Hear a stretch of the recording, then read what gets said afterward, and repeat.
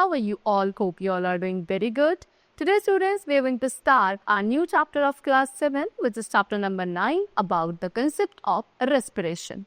Okay, it is a very essential life process for the survival of every living being. Okay, so let's start the chapter. All organisms are made of small microscopic units called cell. A cell is the smallest structural and functional unit of an organism.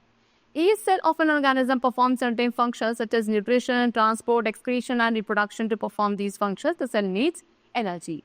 And this energy is stored in food which is released during respiration. Therefore, all living organisms respire to get energy from the food. So student जितने भी living organism हैं वो बहुत ही छोटी छोटी सी microscopic unit से बने हैं which are known as cell. Okay, and therefore we say that cell क्या है, एक स्ट्रक्चरल एंड फंक्शनल यूनिट है ऑफ अ लाइफ और for an living organism. Okay, each cell organism का हर एक सेल जो है वो क्या करता है, कुछ सर्टेन फंक्शंस परफॉर्म करता है like nutrition, transport, excretion, reproduction. Okay, and in सभी फंक्शंस को परफॉर्म करने के लिए सेल्स को एनर्जी रिक्वायर्ड होती है. Now from where do we get energy? We get energy from the food. Okay, जो खाना हम खाते हैं उसी से हमें एनर्जी मिलती है. लेकिन ये एनर्जी भी स्टूडेंट्स कैसे मिलती है? जब आपके बॉडी में गए हुए खाने का ब्रेक डाउन होता है, एंड वो ब्रेक डाउन होता है during the respiration process. Okay, respiration process में फूड का ब्रेक डाउन होकर उसमें से एनर्जी डिराइव होती है एंड उसी एनर्जी से हम क्या करते हैं, अपने डिफरेंट लाइफ प्रोसेसेस को कैरी आउट करते हैं. दैट मीन्स व्हाट, कि सभी लिविंग ऑर्गेनिजम्स रेस्पायर करते हैं to get energy from the food. Now during breathing, अब जब हम ब्रीथ करते हैं सो हम क्या करते हैं, हम ऑक्सीजन गैस को ब्रीथ इन करते हैं and we breathe out carbon dioxide. So the air we breathe it, जो एयर हम ब्रीथ करते हैं इनसाइड अस, वो ट्रांसपोर्ट करी जाती है to all parts of the body and ultimately to each cell of the body. Okay, in the cell, फिर cell के अंदर जाके वो ऑक्सीजन क्या करती है, वो it helps in the break down of food. जो फूड वहाँ पे स्टोर्ड है उसके ब्रेक डाउन में हेल्प करती है. And the process of break down of food in the cell with the release of energy is called cellular respiration. And एक ऐसा प्रोसेस जहाँ पे फूड का ब्रेक डाउन होता है इन द सेल एंड उसमें से एनर्जी रिलीज होती है, that is called cellular respiration. And cellular respiration takes place in the cell of all organisms. In the cell, अब सेल के अंदर जो फूड है या ग्लूकोज है, it is broken down into carbon dioxide. जब सेल में ऑक्सीजन कंबाइंड हुई फूड के साथ, उसने क्या करा, फूड को ब्रेक कर दिया एंड ब्रेक करके क्या क्या बाई प्रोडक्ट्स मिले, that is what, carbon dioxide and water in the presence of oxygen.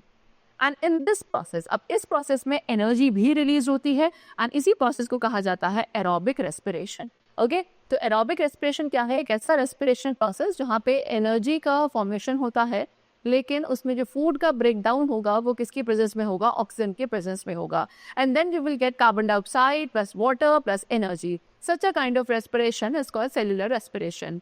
Okay, see it is carried out in the bodies of almost all the animals. Cellular respiration जो है almost सभी animals की body में carry out. Now they have given equation where what they have done, glucose, यानी कि glucose क्या है, वो एनर्जी जो हमारी वो फूड जो हमारे सेल्स में स्टोर होता है. And when we breathe in oxygen, वो ऑक्सीजन हमारे ब्लड में जाती है, ब्लड के थ्रू वो हर एक सेल तक जाती है जहाँ ऑलरेडी स्टोर्ड ग्लूकोज होता है. एंड वो ऑक्सीजन जैसे ही कंबाइन होगा ग्लूकोज के साथ, वो ग्लूकोज को ब्रेक करेगा एंड वहाँ पे carbon dioxide plus water plus energy का फॉर्मेशन होता है. सम ऑर्गेनिज्म, अब कुछ ऐसे ऑर्गेनिज्म है जैसे कि yeast and some bacteria which can live without oxygen, जो कि विदाउट ऑक्सीजन भी अपने सेल्स में सर्वाइव कर सकते हैं. एंड इसमें ग्लूकोज का जो ब्रेक डाउन होता है वो होता है अल्कोहल एंड कार्बन डाइऑक्साइड में without oxygen to give energy. That means what, ये एक ऐसा रेस्पिरेशन प्रोसेस है जहाँ पे फूड का या ग्लूकोज का ब्रेक डाउन होता है in the absence of oxygen. And क्योंकि यहाँ पे फूड का ब्रेक डाउन ऑक्सीजन के एब्सेंस में होता है, सो यहाँ पे बाय प्रोडक्ट्स जो मिलते हैं that is alcohol, carbon dioxide plus energy, and this process is called anaerobic respiration. Okay, now the amount of energy given out in an aerobic respiration is much less than that in aerobic respiration. What they are saying कि जितना amount of energy anaerobic respiration में produce होता है वो काफी less है as compared to the amount of energy which is release during the aerobic respiration. Now they have given the equation for the anaerobic respiration. See glucose है, glucose आपका break होगा without the use of oxygen and वहां पे formation होगा alcohol का plus carbon dioxide का plus energy का. Our muscle cell can also respire anaerobically. अब हमारे मसल सेल्स जो है स्टूडेंट्स वो भी एनाएरोबिकली रेस्पायर करते हैं लेकिन only for a short duration. Okay, when there is a temporary deficiency of oxygen. So during cycling, यानी कि जब आप साइकिलिंग करते हैं या fast running, heavy exercise, heavy weight lifting, so इन सभी फिजिकल एक्टिविटीज के ड्यूरिंग जो डिमांड है एनर्जी की वो हाई होती है, एंड जो सप्लाई है ऑक्सीजन की टू प्रोड्यूस एनर्जी वो कैसी होती है, लिमिटेड होती है. सो तब उस पर्टिकुलर कंडीशन में हमारे मसल सेल्स के अंदर anaerobic respiration takes place to fulfil the demand of, you can see this is glucose again, and glucose क्या होगा, in the absence of oxygen जब ब्रेक होता है इन द मसल सेल्स तब वहां प्रोड्यूस होता है लैक्टिक एसिड प्लस एनर्जी.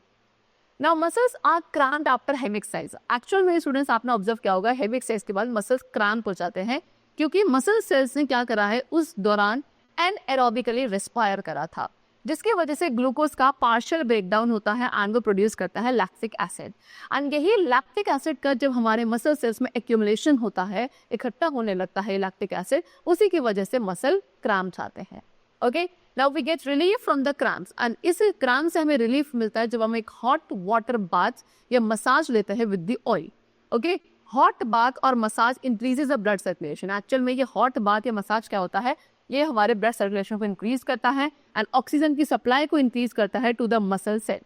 ठीक है, एंड जब ये ऑक्सीजन की सप्लाई इंक्रीज होती है टू द मसल सेल, उससे ये लैक्टिक एसिड ब्रेक डाउन होता है कंप्लीटली एंड फिर फॉर्मेशन होता है कार्बन डाइऑक्साइड प्लस वाटर का. Now they have given you the difference between cellular respiration and combustion. So cellular respiration क्या है, ये एक स्लो प्रोसेस होता है and combustion is a fast process. Cellular respiration हमारे बॉडी टेम्परेचर पे होता है एंड कंबशन एक हाई टेम्परेचर पे होने वाला प्रोसेस है. सेल्यूलर रेस्पिरेशन केवल लिविंग सेल्स में होता है, combustion can occur anywhere. Cellular respiration में एनर्जी रिलीज होती है एंड कंबशन में energy is released in. Okay, then cellular respiration आपका स्लोली होता है एंड वो हमारे सेल्स में स्टोर हो जाती है एनर्जी, लेकिन कंबशन में जो एनर्जी रिलीज होती है वो होती है in the form of heat and light. Okay, now next we have respiratory system in humans. अब ह्यूमन बींग्स में हम रेस्पिरेटरी सिस्टम को डिस्कस करेंगे.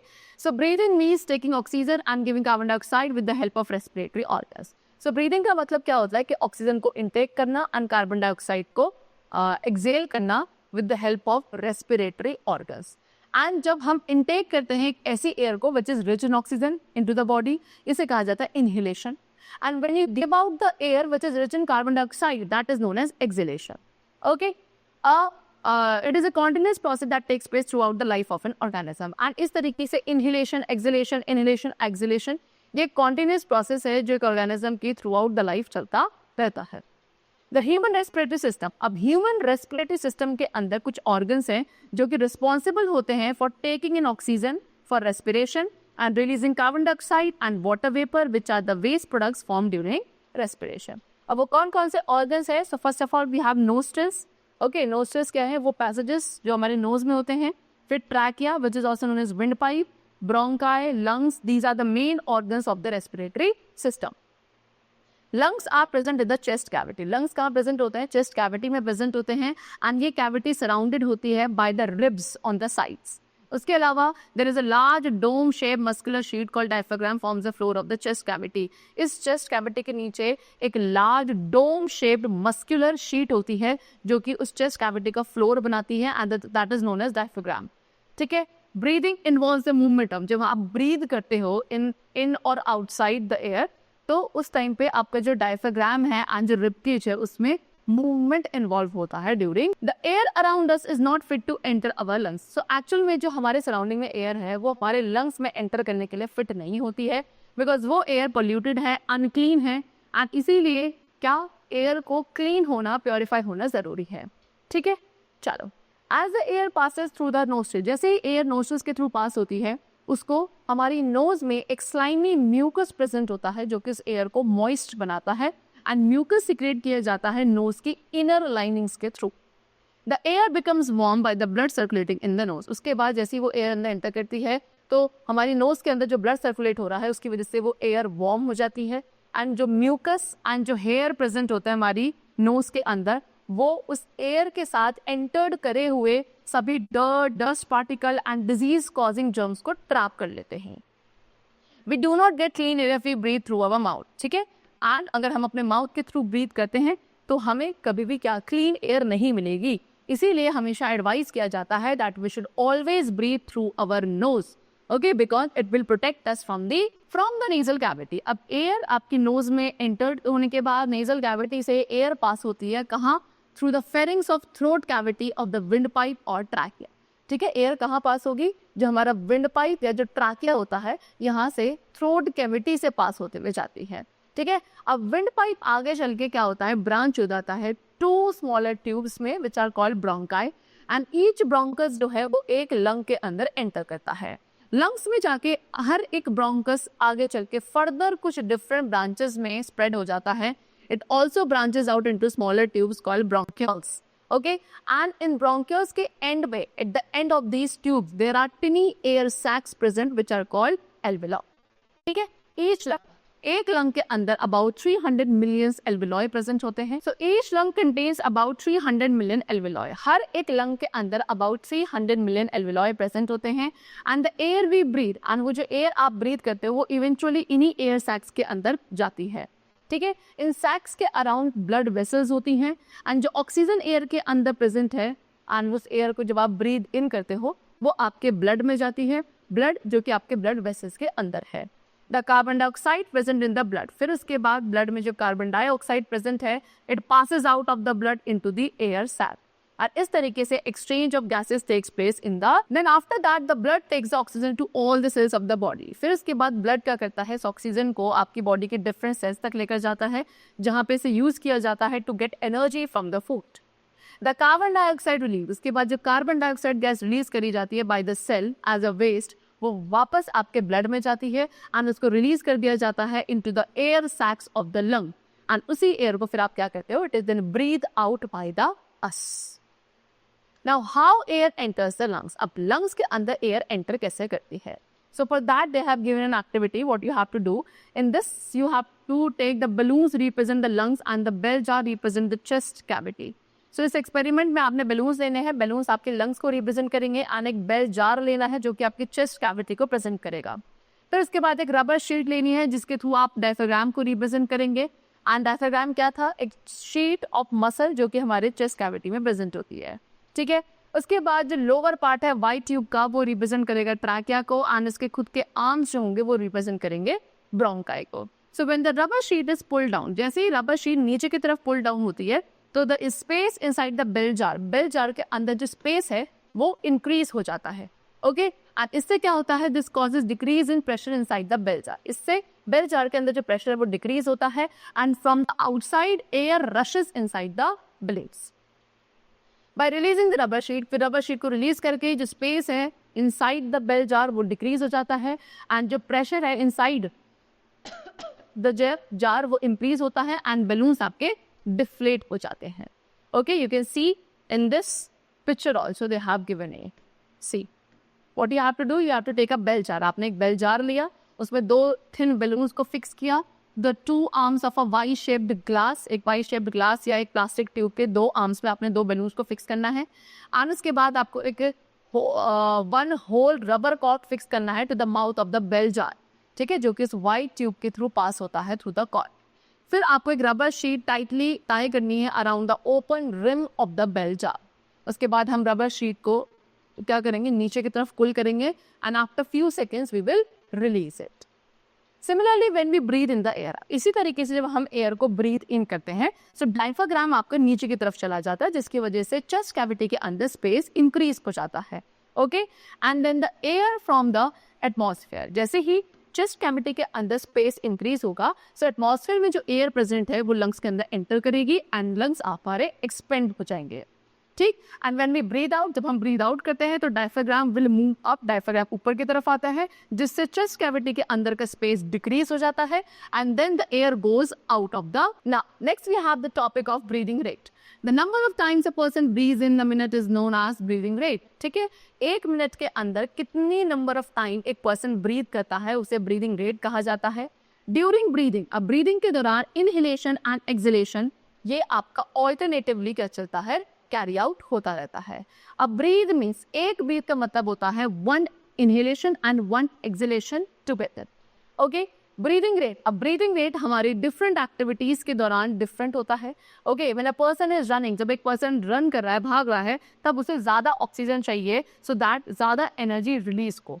ठीक है, ऑन एन एवरेज। फिर ऑन एन एवरेज एक एडल्ट ह्यूमन बीइंग जो होता है एट रेस्ट, वो क्या करता है, breathe in and breathe out करता है 15 to 18 times in a minute. And during heavy exercise और रनिंग के दौरान जो ब्रीदिंग रेट है वो इंक्रीज हो जाता है up to 25 times per minute, right.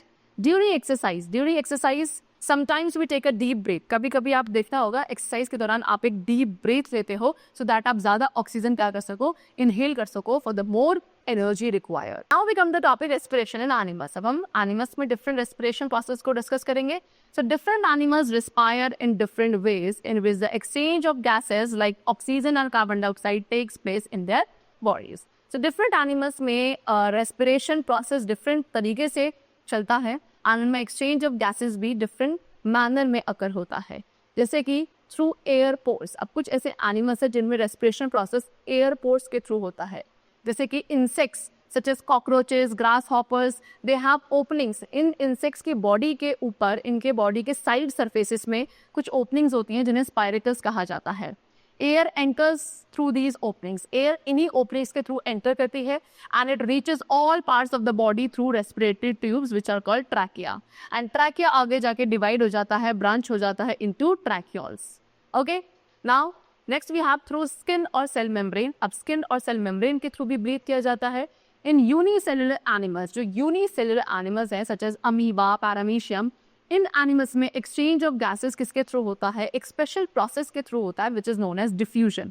Okay, and diffusion इनके सेल मेम्ब्रेन के थ्रू होता है।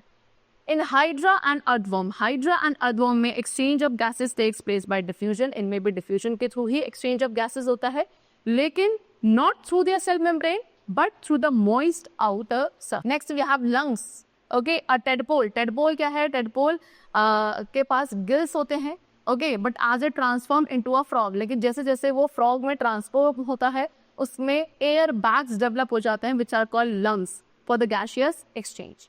ठीक है, birds, mammals, they also have highly developed lungs. Birds and mammals के पास भी हाईली डेवलप्ड लंग्स होते हैं जहाँ पे गैसियस एक्सचेंज चलता है। Okay, then through gills. So gills क्या है, gills is the respiratory organ for the fishes और अदर एक्वेटिक एनिमल्स। तो फिशेस क्या करती हैं, गिल्स का यूज करती हैं for exchange of gases. Gills आपके बने हैं of a large number of filaments richly supplied with thin blood veins called capillaries.